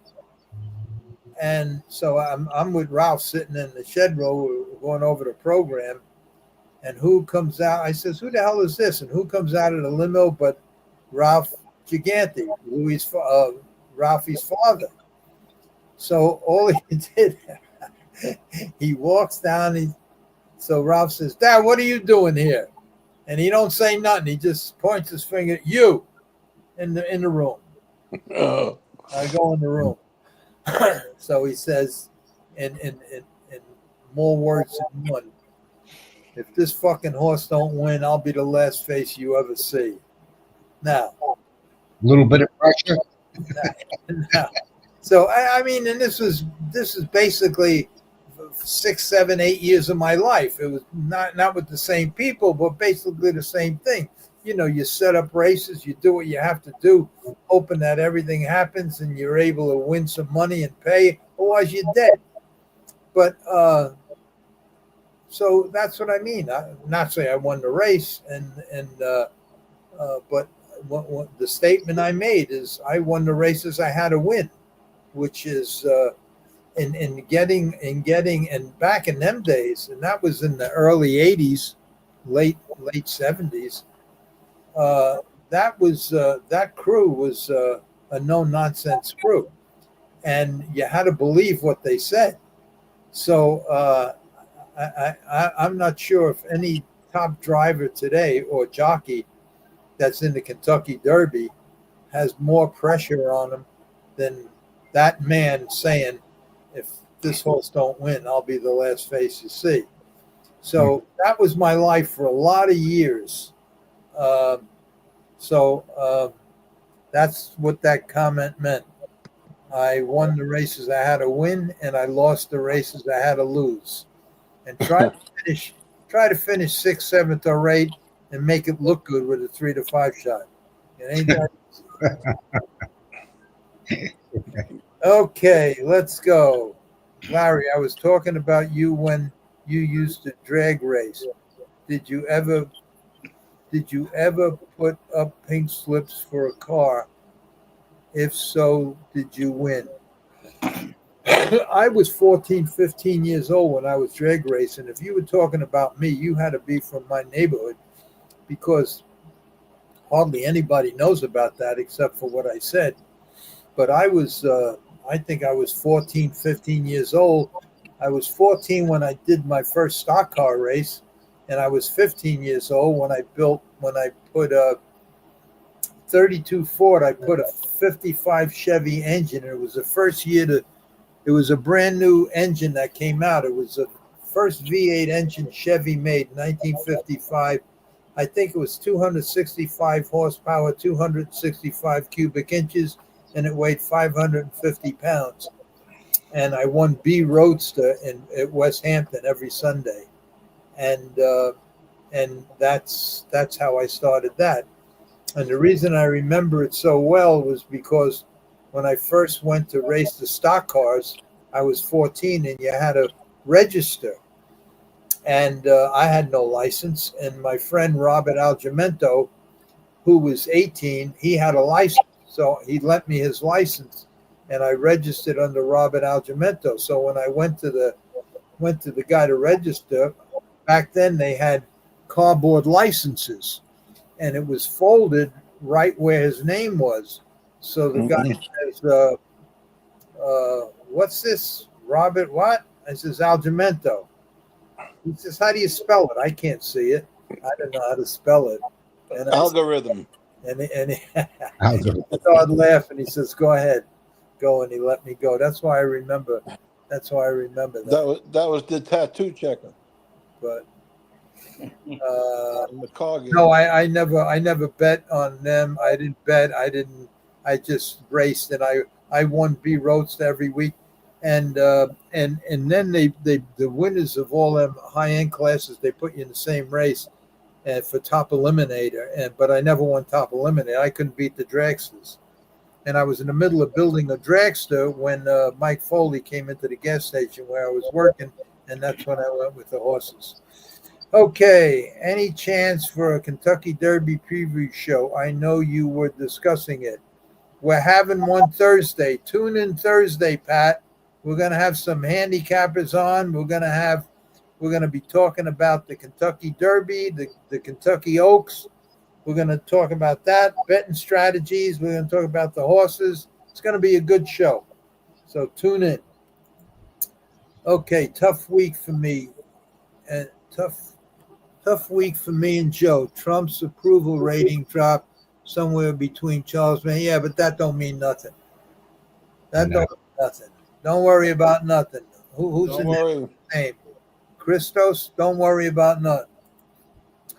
Just be glad you're living in America now. Yeah, really. For Joe. This is for you, Joe, from Eric. I have a feeling Trump will not release true UFO files. I think his hands are tied on this issue, sadly. Good night, all, and God bless. Good night, Eric. Good night. No comment. I don't know. I don't know about that. He usually says what he does, what he says. For some reason, things are taking a little more time. There's so many big names involved in all of this stuff. All right. Vibe 1113 says, whatever happened to Mike Forte? Mike Forte is a good kid. I think he's still around. I think. Yeah, Mike Forte is doing well. He's got a bond full. He's got a bond. Yep. Yeah, he's a good kid. He's a good kid. He once made a statement. Larry Rolla taught me all I know. I don't think he should have made that statement, but he made it, and he's doing well. Yeah, he's right. He's a good kid. Okay, let's see. What's this? What the hell is this? Don't worry, Christos. These are the same imbeciles run polls that. Okay. Whatever happened to Mike Forte? We just went to Larry. Larry knows everybody. I don't even know the neighbor of the neighbor of the neighbor's sister's husband, neighbor of anyone. I don't know what that means. Nice, Larry. Thanks. All right. That's it. I'm not going to go from the top again. That's it. It's been an hour and 40 minutes. That's it. I'm done. I'm done. So, shucks. Anybody else got anything to say before we end this thing? If you want, Larry, Yes. I can talk to Mike this week, and I'm sure he can walk you on how to get those races up. This way, if anybody sends you races through just a link, it would be really easy to get on. Well, you talk to him all the time. You could tell him that I have a podcast. I have the link. Now when my friend Tom puts it on for me, he takes over my computer. He has a thing that takes over my computer. He goes through 4 or 5 steps how to do it. Right. I try to write them steps down. But then what happened one time, one of your things or somebody's things, it was Eddie's or somebody that it was from a different thing. It wasn't a different format. And he had to convert it. And once all that happens, I bow Yeah, out. no, I understand that. I don't think this is the case, though. This is just a link that will play from YouTube. But I'll ask. I'll find all that out. Yeah, but you see, there's a way I could put this on half screen. I don't know if I could. I don't want to hit the button because I don't know. But there's a way how to minimize this screen. If I could minimize the screen and then punch up Right. YouTube and then hit that, I don't know how to do all that stuff. That means I have three things on the screen. To find out. Yeah. So anyway. By the way, Larry, I spoke to Joey Rico. Yeah. And he'd be more than happy to come on anytime you want. So I told him I'd call him in a couple of weeks and we'll figure out. All right. Yeah, because I know you guys want to talk to him, ask him some questions. So that'll be good. A lot of people call about him. You know what? He's really a super nice guy. Got a good personality. And he has a lot of stories and enjoyable stories. Yeah, but the good ones he won't tell. Well, he could get into them a little bit. We're talking about it. We'll trick him.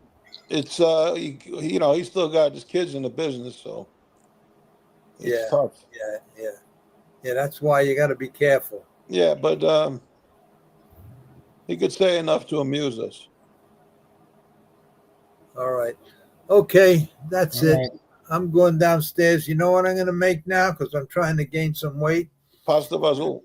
No, I have the waffles, the frozen waffles. I put them in the toaster, and then toasted. I take them out and I put Haagen-Dazs ice cream. Sandwich. I do that at my place. That's good. That's what I'm gonna. That's what I'm gonna do right now. A nice Haagen-Dazs chocolate ice cream in between two of them. You know the waffles that they make. The Belgian waffles. Yeah, home style. Yeah, that's what I'm gonna do right now. And then I'm gonna watch a little television and then go to bed. Thank you guys. Thank you guys for coming on. Thanks, my second stream team. You should say, Larry. Thanks, my second stream team. This is I'm trying to figure out how to end the show. I keep forgetting. Boy, I'm getting bad. It's getting late. They have that stuff something blue that's on Facebook. Yeah, I got your email on that. Supposed to make your mind. What, from Joe Rogan? Yeah, the thing he talks about. Larry, they did a study on that for 1,000 people. Yeah. And in 6 months, half those people actually remembered back to when they were in diapers, and one remembered when they were in the womb. I don't know about that. No, I'm scared to fight that. I'm scared that after 3-4 weeks I'll turn blue. Larry, you ever hear of Leonard Cohen? Yeah, he's great. You got to play his song, Larry. He's great. Everybody Knows. Everybody Knows? Look up Leonard Cohen. Everybody Knows. What happened to my phone?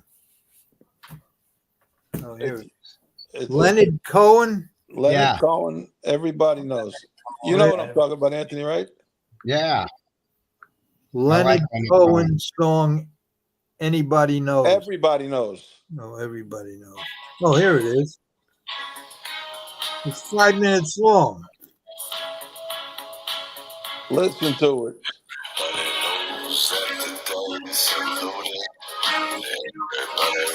I'll listen to it. You want to listen to Liza Minnelli, but we can't listen to that one, huh? Well, if I don't have it on the thing, I got it on my phone. Liza Minnelli, I have. Yeah, I know. Everybody knows the fact was fixed.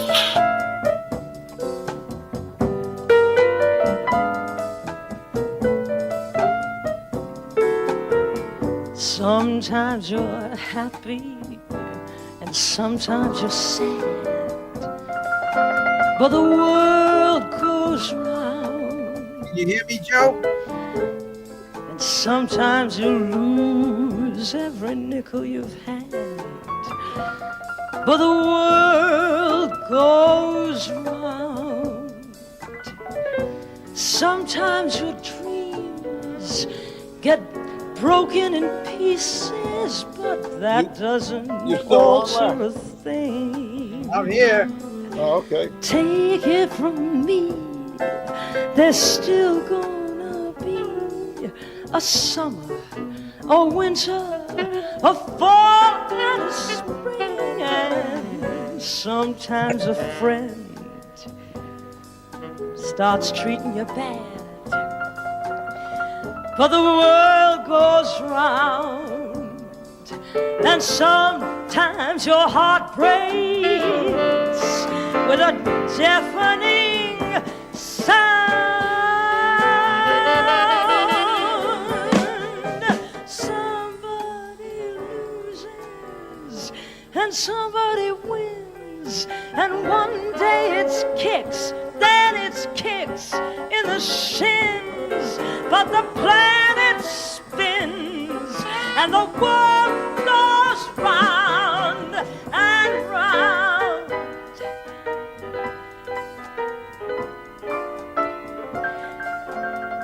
But the world goes round.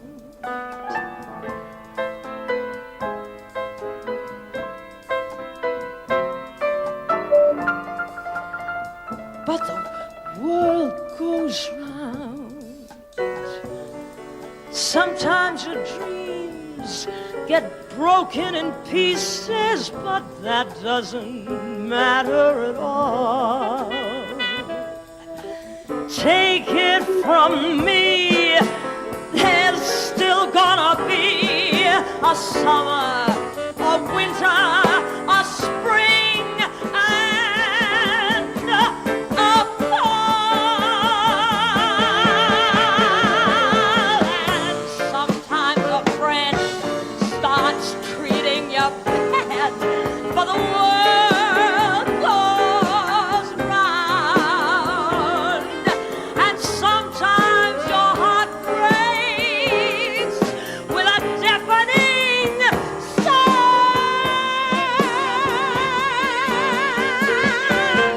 Somebody loses and somebody wins, and one day it's kicks, then it's kicks in the shins, but the planet spins and the world goes round and round and around and round and round.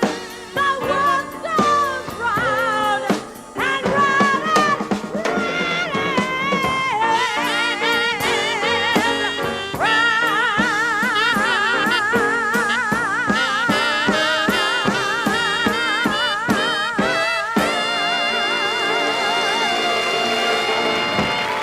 Liza. I see Eddie left us. He don't like music. Larry, have you heard her CD called Rumors? No. She has a CD called Rumors, produced by the Pet Shop Boys. Really good. I'll send it to you. Who's I'll that? make a copy of it and send it to you. Rumors was Fleetwood Mac. No, not the song, the CD and Rumors by Liza Minnelli. It's her CD. Well, You know, Anthony, your microphone is all screwed up, you know. You know that. It sounds like you're talking underwater. wait a minute. Is it better now? I think so. You didn't talk. Yeah, it should be better now because I lowered the volume on my computer. Well, I guess. Sound better? Yeah, I guess so. You guess so. I guess so. I don't know. You're not talking. You got. When I you just- when you the go whole thing. off, Larry, listen to that song I told you. Listen to the words. Yeah. Well, Leonard Cohen, he did Hallelujah. Oh, he's great. He Yeah. passed away. He died a good. couple of years ago. A lot I of like great all his songs. stuff. Yeah, Very melodic. That Unbelievable. song that you just heard with Liza Minnelli, it's so true. One day it's kicks, Yeah. next day it's kicks in the shins. Yep. The world goes round. And the sad part about it is, and that's the part that sucks. But I guess it don't suck because, you know, if you're a good guy, most of the real good guys are not good guys because they're good guys because they were born that way. They don't know no other way except to be respectful, and that's them. But the sad part is that the real jerks, the real jerk-offs in the world, when they die, it's the same thing as the good guys. After 3 days, nobody knows. Nobody knows. Nobody remembers. They just, it's just forgotten about after 3-4 days. That's it. I think good guys are remembered longer. Yeah, maybe a week. Yeah. I don't know. Depends what you're remembered for. It's God. oh, you know what we got to play one day, Joe? And I have it. I think I have it. Yeah, I think I do have it. Wait a minute. Yeah, wait a second. See, this is, you see, wait, let me make sure I have it. Or maybe I have to do, this thing here. Now, this is what I mean, Anthony. For Yeah. when Joe sent me this, it was over 2 minutes. He had some job. This guy's really good. It still took him because YouTube wouldn't allow you to extract it. Right, because that's a file. Mine is a link. Yeah, but I'm just saying that okay. So anyway, let me see if I could do this. Let me see. Let's see. I think I got to hit this, and then I hit this, and then I hit this, and then I hit this, and then I hit this, And then you got. and then I hit this.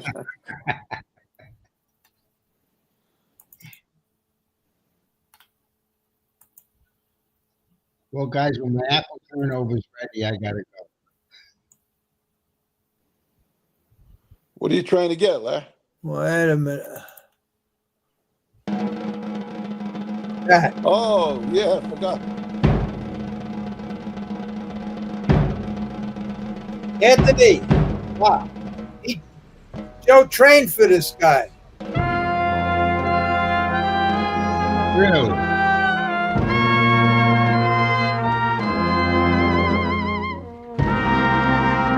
We're still on live, Larry. What's that? We're still on live. Let everybody know who it is.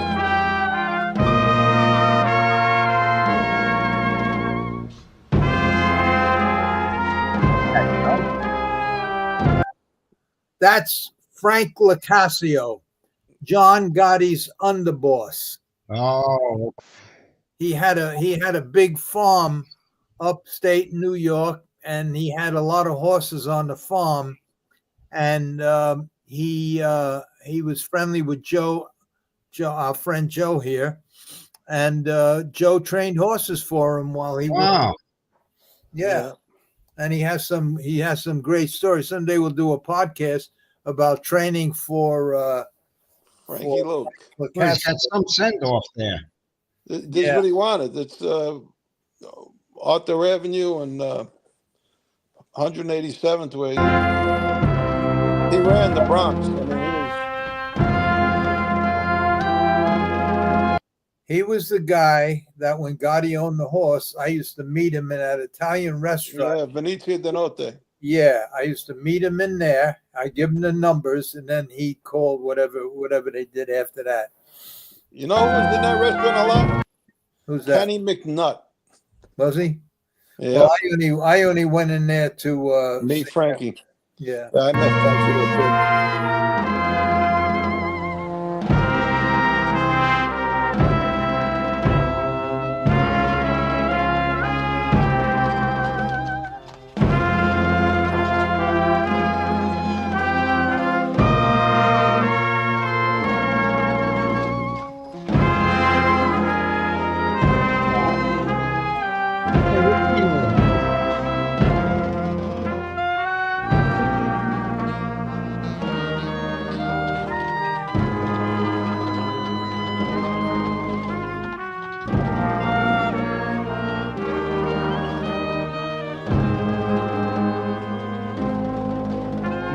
Bronx?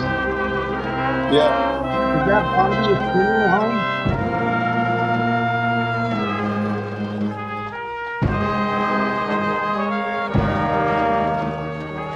Yeah.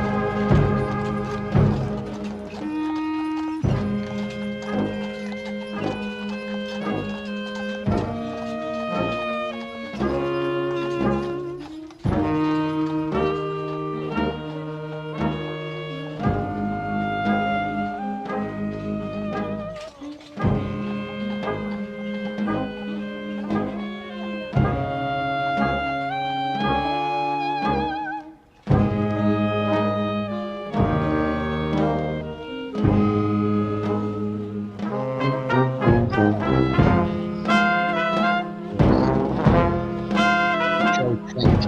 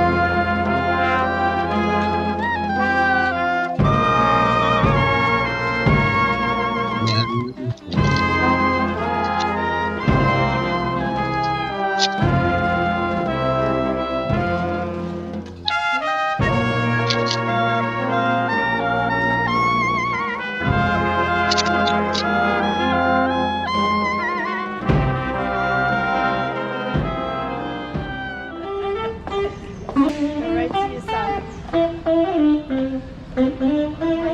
Mount Carmel.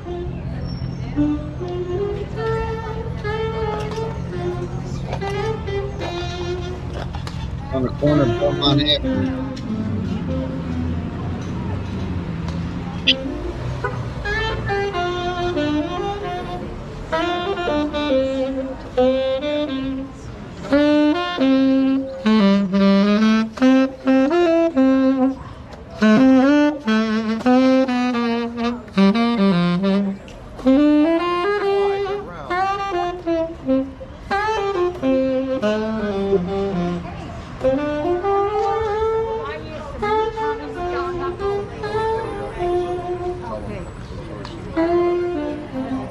Larry, did you see Tori yet?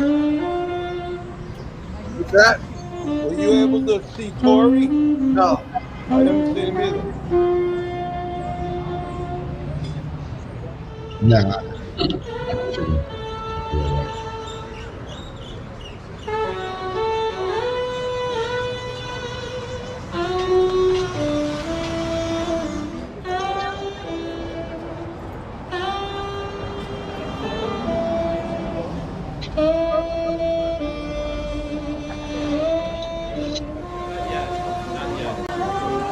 Hi, how are you? Nice to see you. I have that picture. Hi, how are you?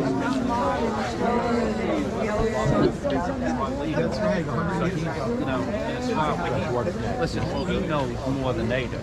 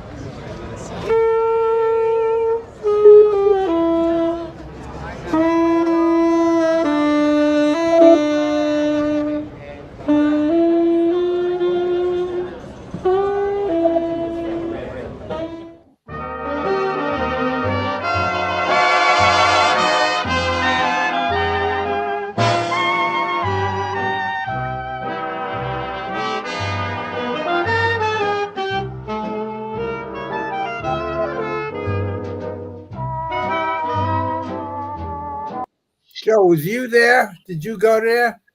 No, I was down here.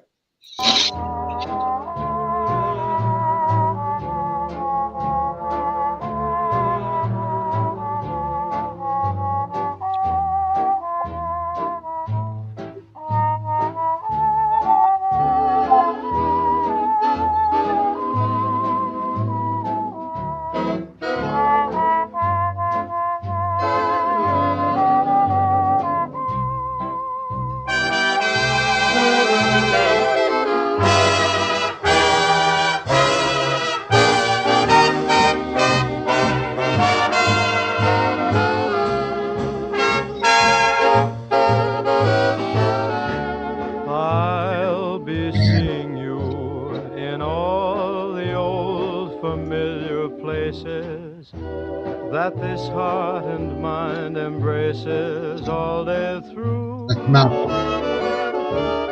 In that small cafe, the Yeah. park across the way, the children's carousel, the chestnut trees, the wishing well. I'll be seeing you in every lovely summer's day, in everything that's light and gay. I'll always think of you that way. I'll find you in the morning sun, and when the night is new, I'll be looking at the moon, but I'll be seeing you.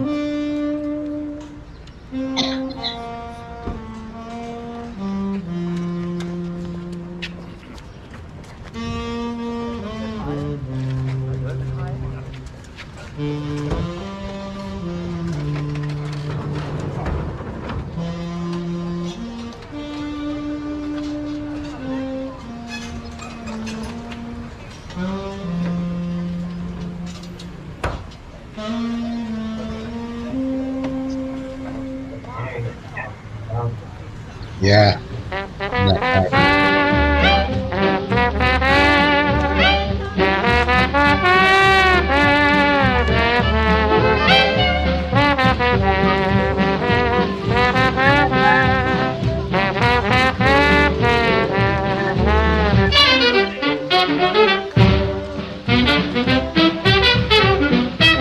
Oh, when the saints go marching in, now when the saints go marching in, yes, I want to be in that number when the saints go marching in. Know it, Brother Holmes?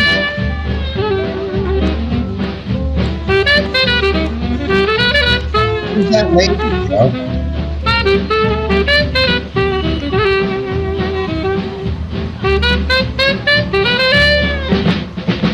Now when the saints go marching in, when the saints go marching in, yes, I want to be in that number when the saints go marching in.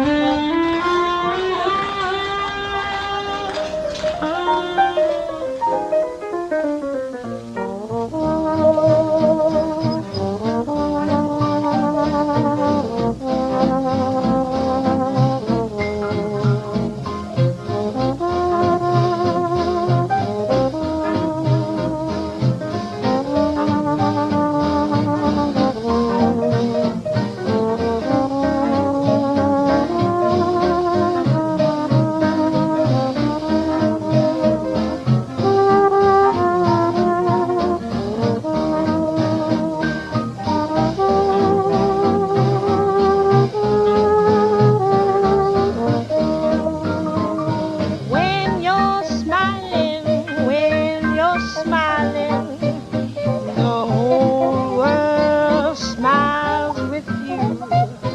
When you're laughing,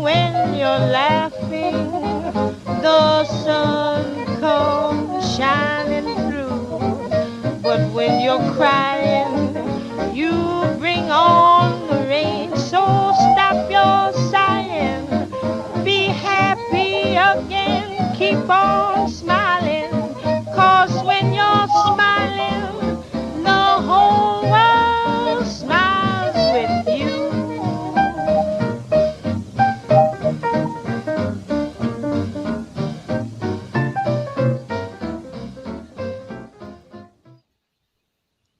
Went out in style.